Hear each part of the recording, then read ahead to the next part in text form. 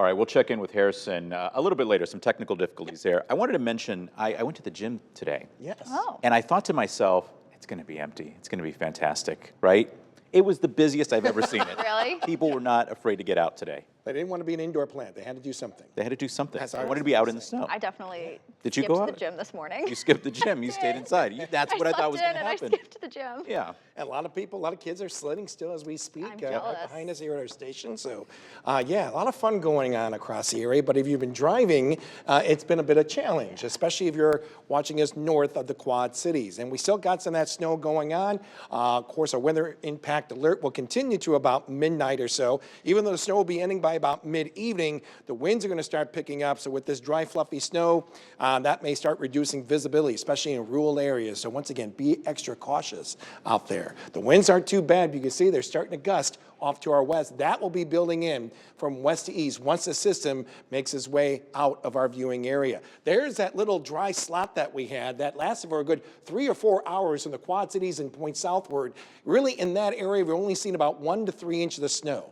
But as you make your way north of the Quad Cities, especially along and north of Highway 30, in this area especially, you're talking about 4 to 8 inches. So what a difference. A little surprised about that dry slot that made its way through here, but hey, the snow is right back. This is the backside of this, and we could very like to get another 1 to 3 inches of the snow out of this before it comes to an end. But like I said, once that blows on by, then those winds are going to start picking up and start blowing some of that snow. Downtown Davenport, it's a little slushy as you can see in downtown Davenport. 19 degrees, feels like 6, even though with that light north wind in place. Just imagine what it's going to feel like later on tonight. Upper teens, lower 20s across the board. 16 over in Dubuque, about 28 degrees we're noticing over in Princeton, home of the Tigers. The snow will be pushing its way off to the east. Skies actually will be improving just near daybreak tomorrow, but by then, make sure you bundle up.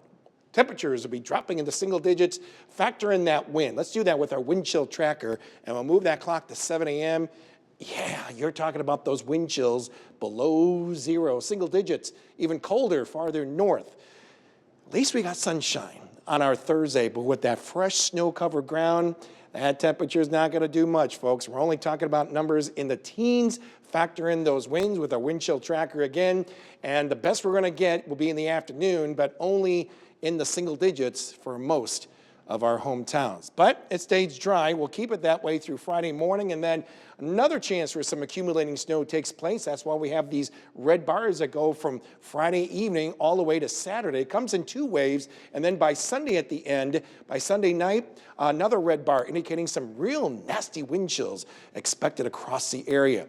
Let's show you about that snow coming in by the upcoming weekend. Give you the probability here for 3 inches or more of snow. This is from one model. When you get this color here, okay, that's pretty much a guarantee, okay? On the Quad Cities, it's likely, and then a little farther south, just a possibility. But that is one model. Let's throw in another model here. Just these 2 that we have, and it doesn't really change too much, but it's just showing signs that the better chance for seeing several inches of snow, maybe just north and west of the Quad Cities.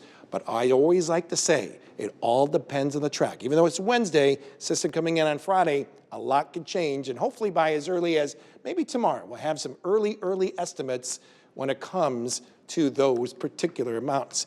And wow, we got a big cold snap coming our way once this wave moves on through. I'll show you that with the 8 and 14-day tracker right after this.